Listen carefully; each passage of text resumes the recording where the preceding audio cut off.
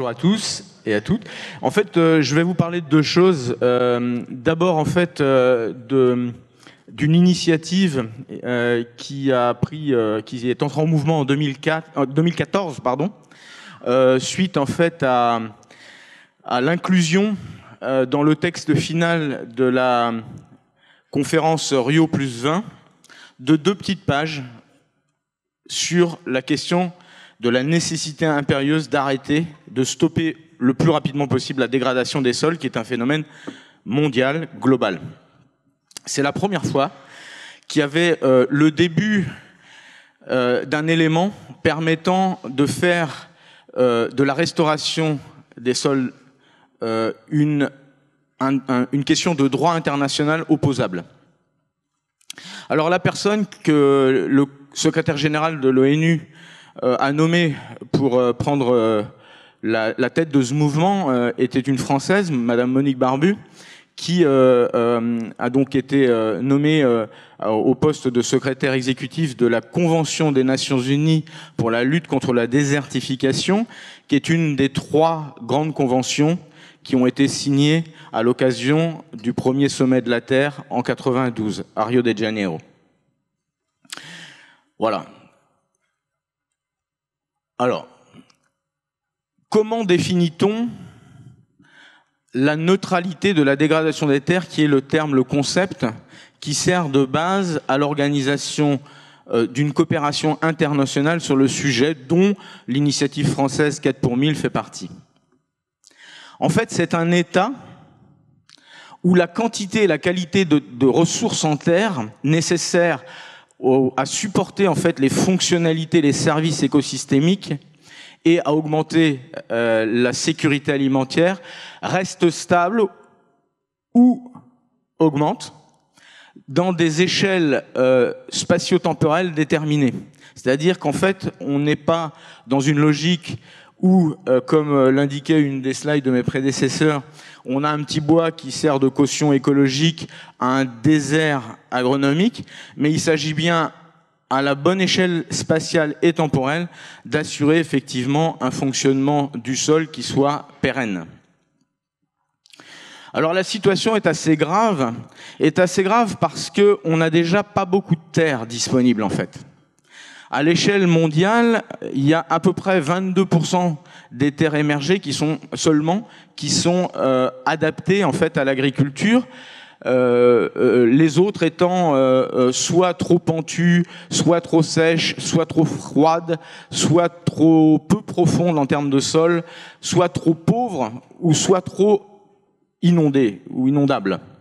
Donc finalement, parmi ces 22% de terres à peu près correctes, il n'y en a finalement que 3 qui ont une fertilité intrinsèquement appropriée. Et en fait, on est un des rares pays au monde à en disposer d'une quantité beaucoup plus importante que la moitié mondiale. Et puis, en fait, ces terres, comme l'ont indiqué mes prédécesseurs, et notamment le professeur Boucher, en fait, on dégrade les sols de façon inconsidérée depuis déjà pratiquement un siècle.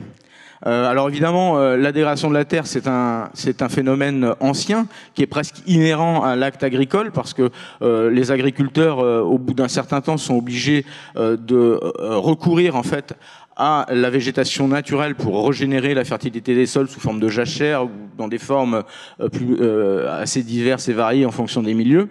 Mais globalement, on a quand même aujourd'hui une situation très préoccupante et nous faisons partie des pays qui ne sont pas très dégradés, mais où la dégradation des sols est déjà très très importante.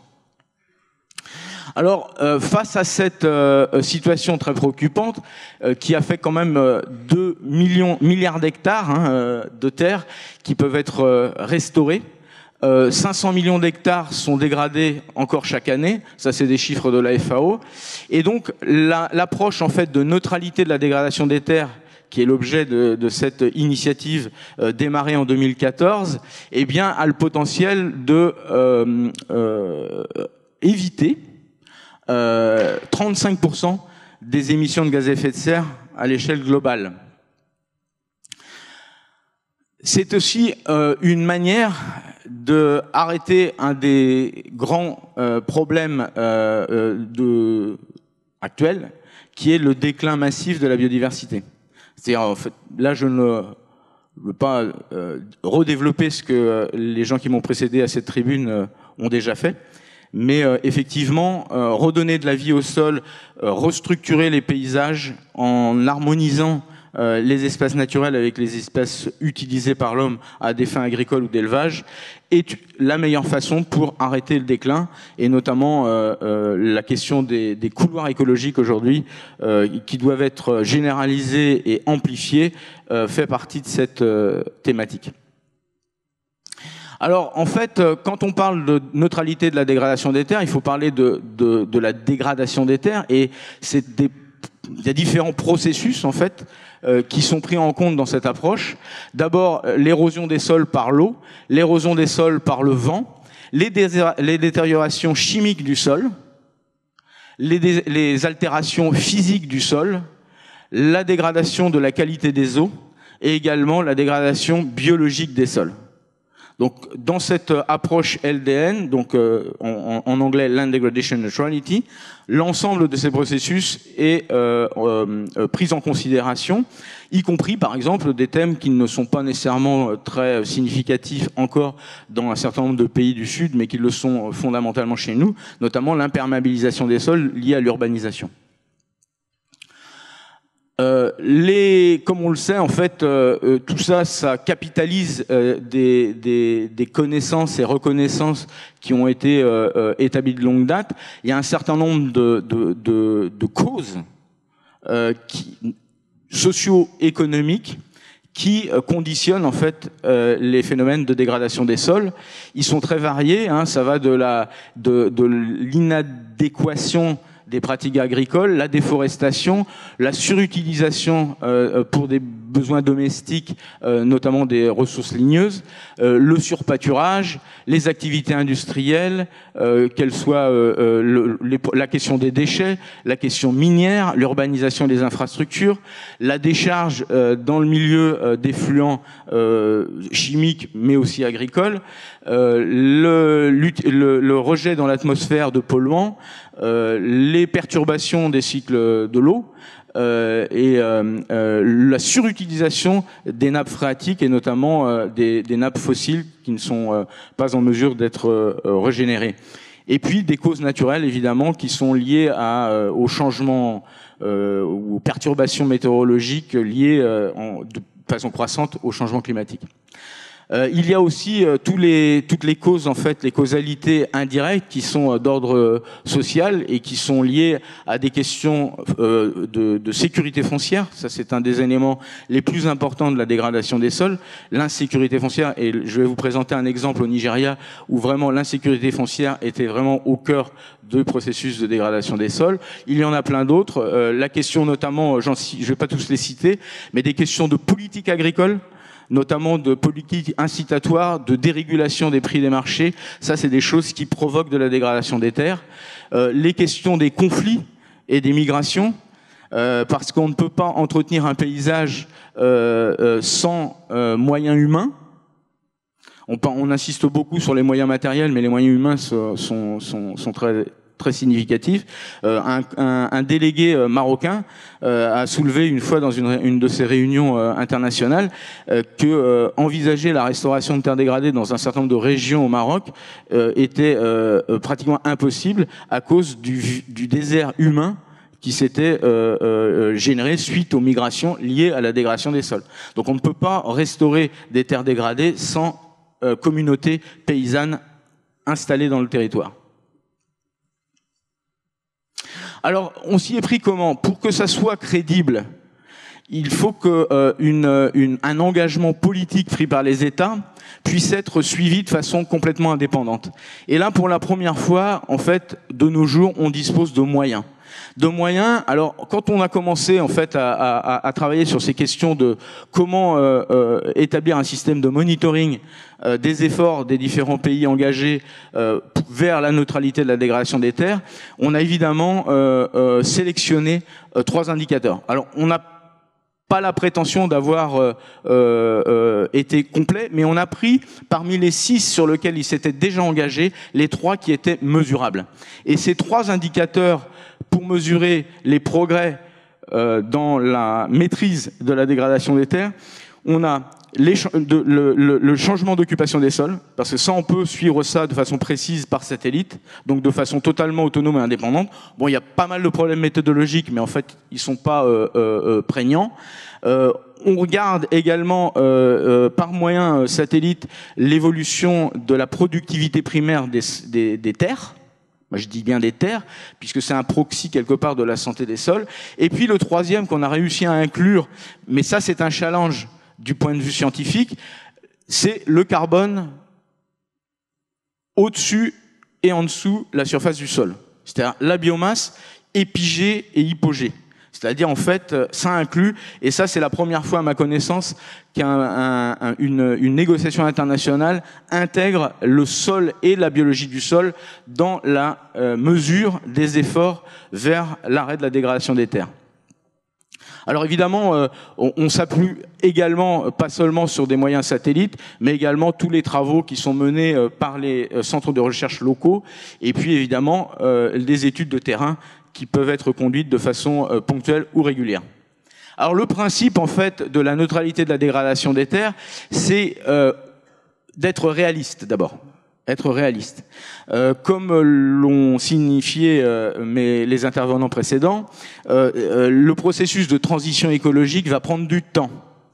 Hein.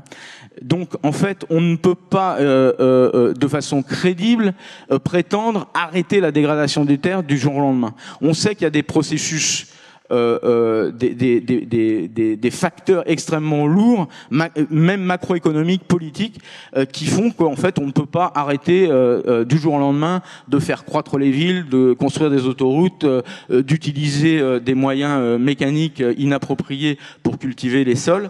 Donc en fait, tout ça va prendre un peu de temps, mais le principe de base, c'est de dire qu'à partir de maintenant, il n'y a plus de dégradation de sol sans amélioration d'une quantité équivalente de ressources en terre dans le même type d'écosystème concerné. Et donc c'est pour ça en fait que cet effort de neutralité de la dégradation des terres se différencie des approches climat. C'est-à-dire, climat, en fait, le CO2, c'est le même pour tout le monde. On a la même atmosphère. Donc, en fait, on peut stocker ici pour compenser les émissions là-bas. En fait, avec la neutralité de la dégradation des terres, tout l'effort doit être porté au niveau de chaque pays et au niveau de chaque unité paysagère, voire de bassin versant. Donc, on est tout à fait dans une approche paysagère qui a été décrite par Alain Canet et son collègue tout à l'heure quand il parlait de restructuration des paysages au moyen de l'agroforesterie. Et le principe, en fait, c'est d'abord d'éviter la dégradation des terres, quand c'est pas possible de la réduire, et puis, en dernier recours, puiser dans le stock de terres dégradées pour pouvoir compenser les dégradations inévitables. Et ça, c'est très important parce que ça coûte beaucoup plus cher de restaurer un sol dégradé que d'éviter et de réduire la dégradation d'un sol qui n'est encore pas à l'état, disons, fossilisé. Alors, on s'y prend, en fait, on a mis en place une méthodologie qui a été appliquée par un grand nombre de pays aujourd'hui. Je vous montrerai la carte de l'état actuel. Donc d'abord, en fait, c'est de créer une volonté politique.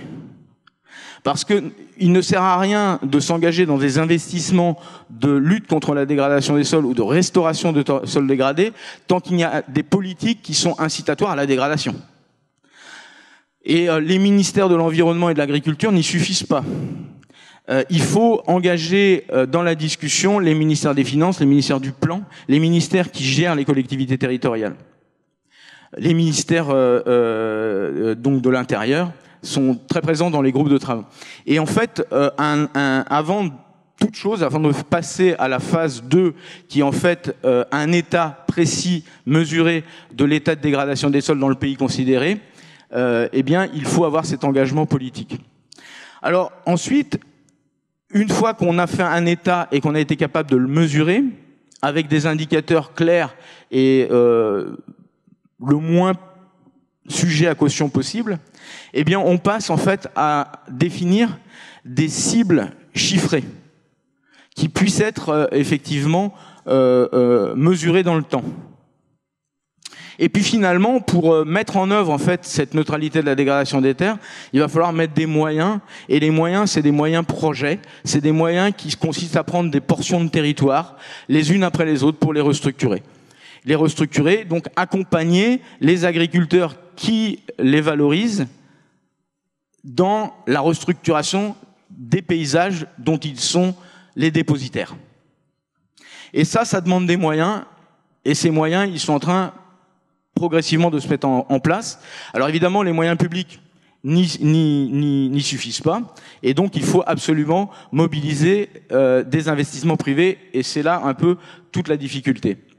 Alors aujourd'hui, voici la carte en bleu de tous les pays qui se sont engagés vers la neutralité de la dégradation des terres, et je ne comprends pas toujours pourquoi la France ne s'est pas engagé. Alors j'ai interrogé le ministère de l'Agriculture, les différentes équipes, etc.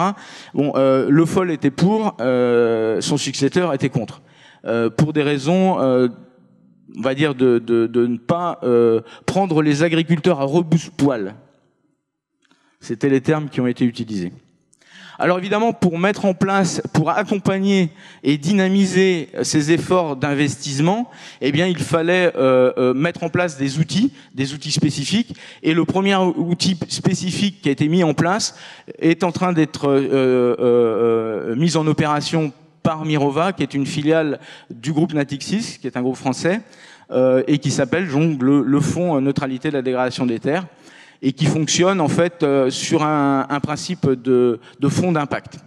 Alors je ne vais pas rentrer dans les détails parce que ça nous amènerait trop loin, mais chose très importante, les critères d'attribution des fonds prennent extrêmement en compte la gestion des risques environnementaux et sociaux. Et ça, il faut le saluer. Voilà, alors comment tout ça peut se mettre en pratique dans un cas concret, dans un pays?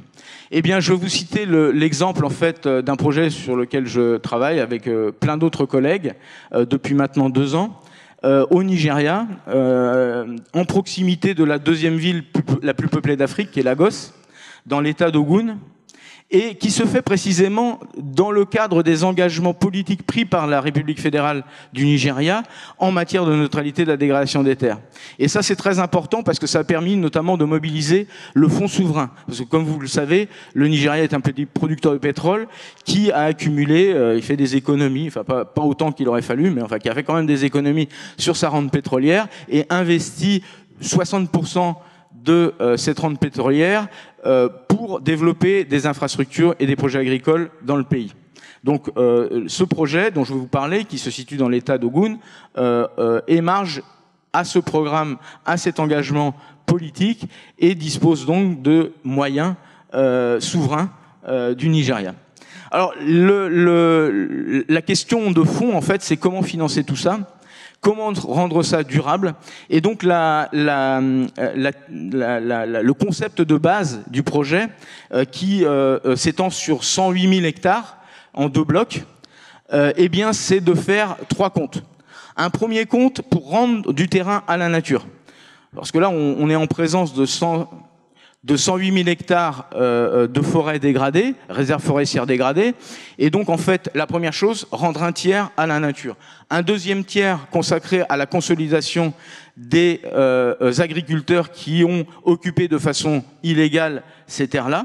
Il est hors de question d'expulser ces gens-là, mais de les accompagner dans un processus de transition vers une agriculture durable. Et puis troisièmement, d'ouvrir un tiers des surfaces à de l'agroforesterie commerciale, de façon à ce qu'on ait le double avantage de retrouver de la couverture forestière, tout en générant des ressources qui permettent de payer l'investissement initial. Alors voilà la localisation du projet au-dessus de Lagos. Voici l'état par satellite des réserves naturelles. Il s'agit de réserves forestières naturelles inscrites au patrimoine national. Et vous voyez l'état, en fait, une grande partie de ces zones-là sont déjà largement anthropisées. Voici en fait le processus en fait en violet, les zones cultivées, et la comparaison entre 1997 et 2017. Vous voyez comment en fait en 20 ans la forêt a été détruite, et la raison fondamentale, c'est un manque de gouvernance et de gestion en fait. Alors, on a commencé par faire des études de sol. Enfin, on n'a pas commencé par ça. On a commencé d'abord par discuter avec les communautés locales. Moi, je suis allé les voir en septembre 2016. Et puis, je leur ai dit, mais écoutez, est-ce que vous êtes conscient du problème? La réponse a été oui. Est-ce que vous êtes satisfait de la situation? Et la réponse a été non. Est-ce que vous savez quoi faire pour éviter la dégradation? Ils m'ont dit oui. J'ai dit comment? En plantant des arbres. Alors ma question, ça a été pourquoi vous ne plantez pas d'arbres? Eh bien, la réponse a été parce qu'on n'est pas sûr de rester là l'année prochaine. Donc la première chose, ça a été de voir le gouverneur et de lui dire, écoutez, tant que vous n'aurez pas sécurisé les droits fonciers de ces gens-là, il sera impossible de travailler. Par contre, ils sont prêts à accepter un deal, de s'engager dans un processus de transition agroécologique, si ils ont, en retour, la sécurité de rester sur ces terres et d'en faire bénéficier leurs enfants. Donc on a fait des études de sol, je ne vais pas m'étendre. Alors bon, les diagnostics, on a fait ça avec l'université locale, des gens très compétents. Et en fait, ce qu'on a vu, c'est qu'effectivement, les sols ont été détériorés de façon assez intense d'un point de vue à la fois chimique et physique, principalement par la déforestation qui conditionne d'abord une compaction, une salinisation, remontée de métaux lourds à la surface. Et puis, in fine, on a effectivement un ruissellement, un taux de ruissellement qui est extrêmement important. Plus de 80% de l'eau qui tombe ruisselle. Donc, effectivement, le réseau hydrographique a complètement disparu avec la déforestation. Donc, la solution, c'est de reprotéger les sols en reconstituant d'abord un paillis et puis ensuite une canopée grâce à différentes techniques d'agroécologie et d'agroforesterie. Il reste 1 minute chrono. Voilà. Bon, alors je vais passer sur les... On a beaucoup travaillé avec les instituts de recherche locaux, qui sont très bons, sur les cultures qui pouvaient être à la fois adaptées, cultivées sans trop de problèmes par des petits paysans, également adaptées à des productions à plus grande échelle, et qui pouvaient donner de bons résultats à la fois économiques, environnementaux et évidemment être acceptables socialement. Et puis il y a un package qui est tout à fait, je veux dire, spécifiquement discuté et accordé avec les communautés sur comment ils vont gérer leurs terres à raison de 10, en gros en moyenne, 10 hectares par famille. Alors en fait, ce qu'on a fait, eh bien, une fois qu'on a eu des études de terre faites, les négociations avec les populations locales, l'approbation des autorités locales, un certain encouragement de la part des bailleurs à la fois nationaux et internationaux, eh bien, c'est de faire un master plan pour organiser tout ça. Donc en fait, en gros, la priorité, c'est de redonner de l'espace à la nature, en priorité dans les zones de captage des eaux, protéger le réseau hydrographique, créer des couloirs écologiques qui sont aussi des couloirs transhumants. Et puis organiser l'agriculture sans déplacer les populations autour des villages existants, leur mettre de l'énergie, des services de santé, éducation de base, afin qu'ils puissent travailler de façon plus sécurisée et en regardant vers l'avenir. Voilà. Alors bon, ça c'est le dernier point, et c'est là où évidemment les Athéniens s'atteignirent, c'est la question du financement. Et là, il a fallu faire preuve de beaucoup de créativité et d'imagination pour créer quelque chose qui soit acceptable à la fois pour les bailleurs publics, nationaux et internationaux, et également attractif pour le secteur privé, de façon à pouvoir effectivement arriver à réunir quand même pour un projet dont le coût total c'est à peu près 350 millions de dollars. On a réussi à trouver un business plan grâce en fait à la mobilisation sécurisée des droits d'usage de la terre, de l'eau, des crédits de carbone et de la valorisation de la biodiversité, à arriver à réduire le besoin en capital initial à 250 millions, ce qui est quelque chose à peu près finançable, avec un taux d'endettement de 60% et le reste étant des apports en equity de la part de partenaires essentiellement publics, puisque les privés seront chargés eux-mêmes de développer leur propre logistique pour tirer parti des 30 000 hectares qui leur seront attribués. Voilà, je vous remercie de votre attention. Merci beaucoup.